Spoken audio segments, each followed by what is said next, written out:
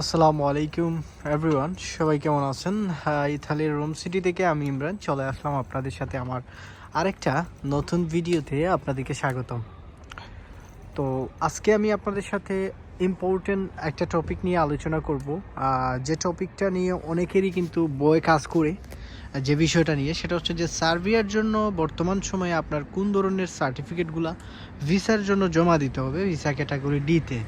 আমরা যারা কাজের ভিসাতে সার্বিয়াতে ফাইল জমা করি সবারই মনে একটা প্রশ্ন থাকে অনেকেরই, যে কোন ধরনের সার্টিফিকেট 2025 সালে আমাদেরকে জমা দিতে হবে।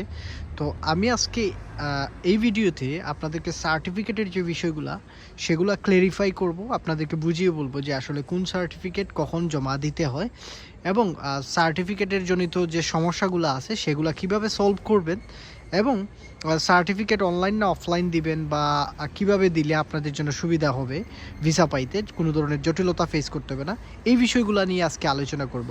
আপনি যদি আমার চ্যানেলে নতুন হন অবশ্যই সাবস্ক্রাইব করে দিবেন, ভিডিওটা ভালো লাগলে আপনারা শেয়ারও করতে পারেন। প্রথম অবস্থাতে আমি যে প্রশ্নটা আপনাদের সবার মনে থাকে সার্বিয়া নিয়ে সেটা হচ্ছে যে সার্বিয়ার জন্য মেডিকেল সার্টিফিকেট লাগবে নাকি স্কুল সার্টিফিকেট লাগবে নাকি ডিপ্লোমা সার্টিফিকেট লাগবে। তো আমি এই তিনটা সার্টিফিকেটের বিষয় নিয়ে আলোচনা করব। প্রথমে আমি আপনাদেরকে বলি, মেডিকেল সার্টিফিকেট নিয়ে আমাকে অনেকে প্রশ্ন করছেন যে বর্তমান সময়ে 2025 সালে মেডিকেল সার্টিফিকেট জমা দিতে হবে কি না, এটা নিয়ে অনেকের প্রশ্ন। অনেকেই প্রশ্ন করছেন আরও একটা জিনিস, যে ভাই এজেন্সি মেডিকেল সার্টিফিকেটের জন্য 10,000 টাকা চার্জ চাচ্ছে, তো আমরা কি 10,000 টাকা জমা দিব কিনা, আদৌ কি সার্বিয়ার জন্য আমাদের মেডিকেল সার্টিফিকেট লাগে কিনা। প্রথম অবস্থাতে আপনাদেরকে বলি, সার্বিয়ার জন্য কোনো ধরনের মেডিকেল সার্টিফিকেট লাগে না। ইভেন ইউরোপ কান্ট্রিতে কাজের ভিসা আসার জন্য আপনার কোনো দেশের জন্য মেডিকেল করতে হয় না। সো আপনারা ইউরোপে আসার জন্য যারাই সার্বিয়া বলেন, মলদোভা বলেন, নর্থ মেসিডোনিয়া বলেন, বসনিয়া বলেন, লিথুনিয়া বলেন, পোল্যান্ড বলেন, তারপর হচ্ছে গিয়ে আপনার চেক রিপাবলিক বলেন, রোমানিয়া বলেন, ক্রোয়েশিয়া বলেন, এই সব কান্ট্রির জন্য কোনো ধরনের সার্টিফিকেট আপনার লাগবে না। এখন অনেকের মনে প্রশ্ন জাগতে পারে যে ভাই তাহলে এজেন্সিরা কেন মেডিকেলের জন্য 10,000 টাকা চার্জ চাচ্ছে বা চায়, কিছু কিছু এজেন্সি বাংলাদেশ থেকে চায়। এই 10,000 টাকা হচ্ছে তাদের একটা প্রফিট, এবং এই 10,000 টাকা যদি 10টা মানুষের কাছ থেকে যদি এজেন্সি 10,000 টাকা করে নিতে পারে মেডিকেল পারপাসের কথা বলে, তাহলে এইখানে তারা 1 লক্ষ টাকা প্রফিট করতে পারতেছে। এবং বাংলাদেশে ম্যাক্সিমাম এজেন্সিগুলো এই বিজনেস করতেছে, ইউরোপের বিভিন্ন দেশের ফাইল নিয়ে তারা টেবিলের নিচে রেখে দেয় আর মেডিকেল করাইয়া অনেকের কাছ থেকে লাখ লাখ টাকা তারা ইনকাম করতেছে প্রতি মাসে। একটা এজেন্সি যদি 50টা ফাইল নিয়ে 50টা ফাইলের মেডিকেল করায়, এখানে দেখেন 5 লাখ টাকা। দেখেন কোনো ধরনের ইনভেস্ট ছাড়া, কোনো ধরনের হ্যাসেল ছাড়া তারা হুদাই আপনার কাছ থেকে 10,000 টাকা নিয়ে তারা এই 10,000 টাকা নিজের পকেটে রাইখা দিবে। 2 মাস পরে তারা বলবে যে ভাই ইনভাইটেশন আমরা পারমিট আনতে পারছি না, আপনার টাকা ব্যাক নিয়ে নেন। এটা এক ধরনের বিজনেস বলতে গেলে।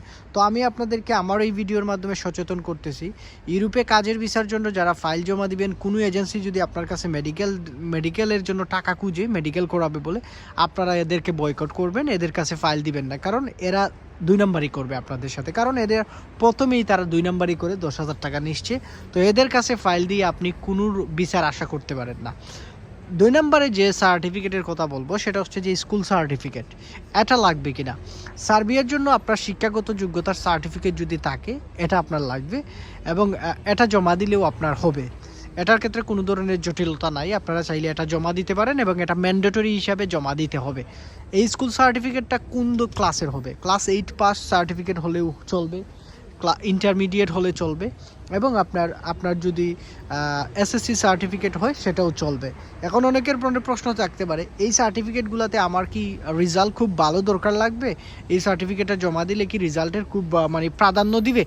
রেজাল্টের কোনো ভ্যালু এখানে নেই, জাস্ট একটা আপনি SSC pass certificate, intermediate pass certificate অথবা জিএসসি পাস সার্টিফিকেট একটা হলেই চলবে।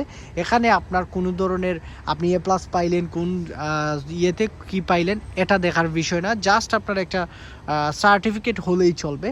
আরেকটা জিনিস বলি, এই সার্টিফিকেটটা আপনাকে সার্বিয়ান ল্যাঙ্গুয়েজে ট্রান্সলেট করে নোটারি করেই আপনাদেরকে জমা দিতে হবে। নোটারি করে জমা দেওয়াটাই বেস্ট আমি মনে করি, এবং আপনারা এই কাজটাই করবেন যারা ভালো এজেন্সি তারা এই কাজটাই করবে। সো এটাকে সার্বিয়ান ল্যাঙ্গুয়েজে ট্রান্সলেট করে আপনাকে দিতে হবে, মানে সার্বিয়ান ল্যাঙ্গুয়েজে, দেন আপনাকে পোর্টালে মানে অনলাইন যখন করা হবে তখন আপনার এজেন্সি এইটা সাবমিট করবে। তো আশা করি বুঝতে পারছেন। এখন ডিপ্লোমা সার্টিফিকেট লাগবে কিনা বা লাগে কিনা, ডিপ্লোমা অথবা স্কুল সার্টিফিকেট যে কোনো একটা আপনাকে প্রোভাইড করলে হবে।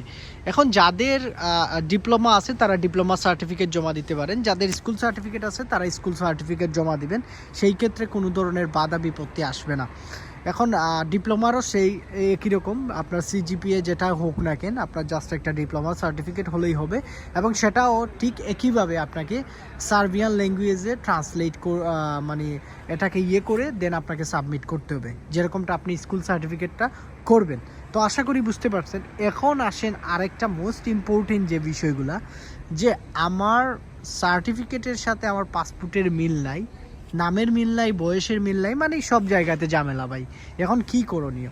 যাদের সার্টিফিকেটের নামের সাথে পুরোপুরি হুবহু মিল নাই তাদের এই সার্টিফিকেট জমা দিলে, পাসপোর্টের সাথে যদি মিল না থাকে তাহলে আপনার ভিসা পাইবেন না, আপনাদের ভিসা রিজেক্ট আসতে পারে।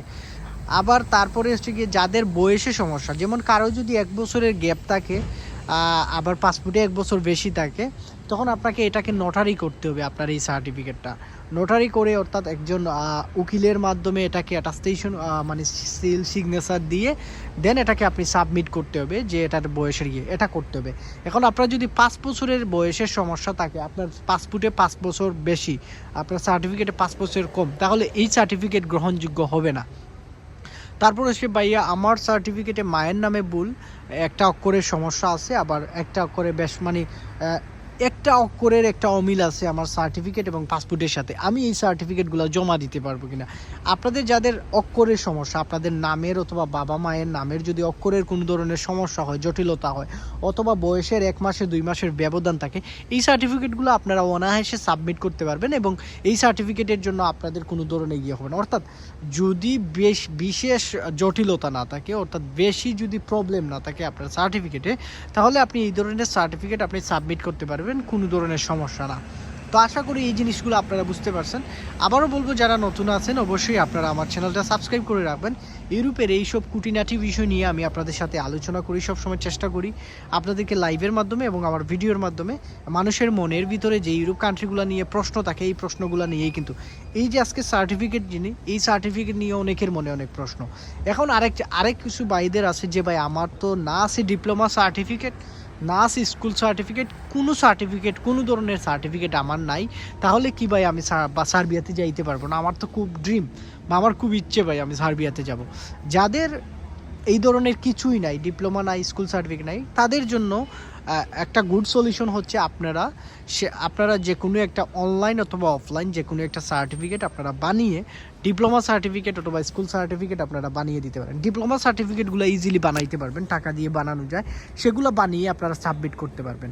তবে একটা জিনিস আপনারা খেয়াল রাখবেন, যখনই আপনারা সার্টিফিকেটগুলো বানাবেন বা মেক করবেন, তখনই আপনাদের পাসপোর্টের সাথে মিল রেখে আপনার যে পাসপোর্টের যে পার্সোনাল ডিটেলস আছে, মায়ের নাম, বাবার নাম, আপনার নাম, আপনার বয়স, সব কিছু যাতে আপনার পাসপোর্টের মতোই থাকে, এবং পাসপোর্টের যে ডিটেলস আছে সেই ডিটেলসগুলো যাতে আপনার পুরোপুরি আপনার যেটা বানাবেন সেই বানানো সার্টিফিকেটের সাথে মিল রাখবেন।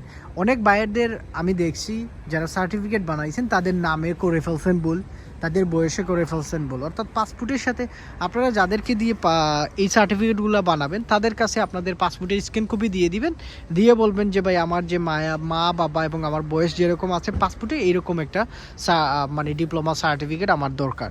এখন আসেন অনলাইন বা অফলাইন যে কোনো একটা সাবমিট করলেই হয়, অনলাইন হলেও ভালো, অফলাইন হলেও ভালো, আপনারা যেটাই সাবমিট করতে পারবেন, এটা আপনাদের পার্সোনাল বিষয়। তবে আমি বলবো যে কোনো একটা সাবমিট করলেই হবে, সেক্ষেত্রে আপনার অফলাইন এবং অনলাইন সেটা বাধ্যবাধকতা নাই।